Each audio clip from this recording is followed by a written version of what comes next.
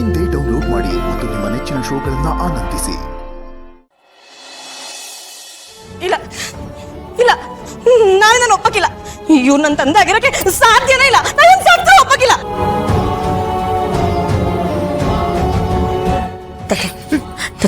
ನಿಜ ಹೇಳು ತಾತ, ನೀನು ಹೇಳ್ತಿರೋದಲ್ಲ ಸುಳ್ಳು ತಾನೆ?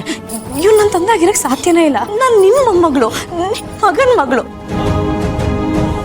ನಿಜ ಹೇಳು ತಾತ, ನಿಜ ಹೇಳು ತಾತ, ನಿಜ ಹೇಳು.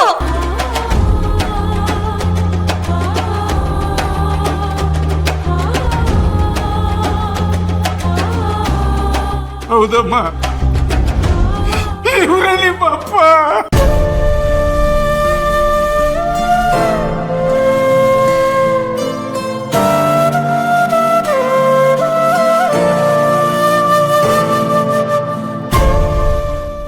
ಅಯ್ಯೋ ದೇವ್ರೆ, ಎಂತ ಕೆಲಸ ಮಾಡ್ಬಿಟ್ಟೆ ನಾನು. ನನ್ನ ಮಗಳು ಜೀವನ ನಾನೇ ನನ್ನ ಕೈಯಾರ ಹಾಳು ಮಾಡ್ಬಿಟ್ಟ.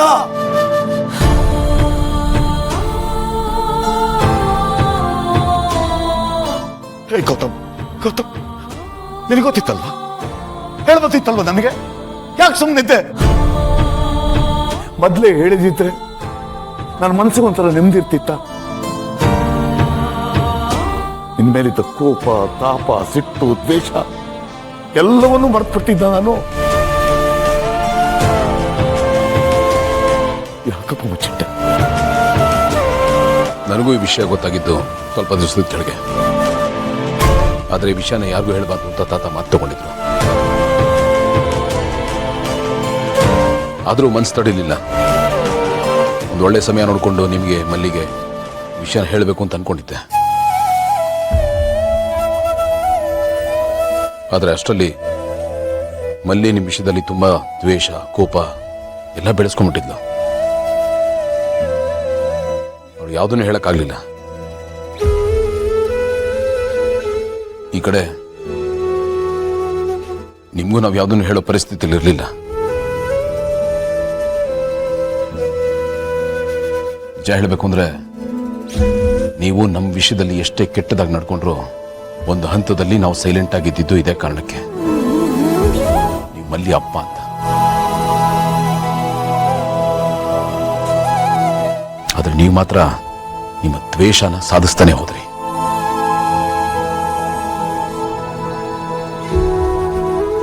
ನಾನು ಕ್ಷಮಿಸ್ಬಿಡಪ್ಪ ಗೌತಮ್. ನಾನು ನಿನಗೆಲ್ಲ ಏನೆಲ್ಲ ಮಾಡ್ತೇನೆ, ಮಾಡಬಾರ್ದೆಲ್ಲ ಮಾಡ್ತೇನೆ. ಮನುಷ್ಯತ್ವ ಅನ್ನೋದನ್ನೇ ಮರ್ತು ಬಿಟ್ಟೆ ಗೌತಮ್ ನಾನು.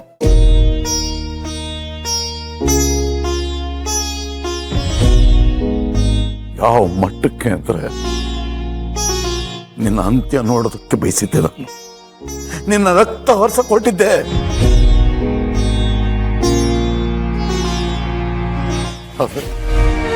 ನಿನ್ ಪುಣ್ಯಾತ್ಮ ನನ್ನನ್ನು ಕ್ಷಮಿಸ್ತಾ ಬಂದೆ. ಅಪ್ಪ ಮಗಳನ್ನ ಒಂದು ಮಾಡೋದಕ್ಕೆ ನಿಂತೆ. ವಯಸ್ಸಿನ ದೊಡ್ಡವನು ನಾನು. ಆದ್ರೆ ನಿನ್ ಮುಂದೆ ನಾನು ಸಣ್ಣವನಾಗ್ಬಿಟ್ಟೆ. ದಯವಿಟ್ಟು ನಾನು ಕ್ಷಮಿಸ್ಬಿಟ್ಟು.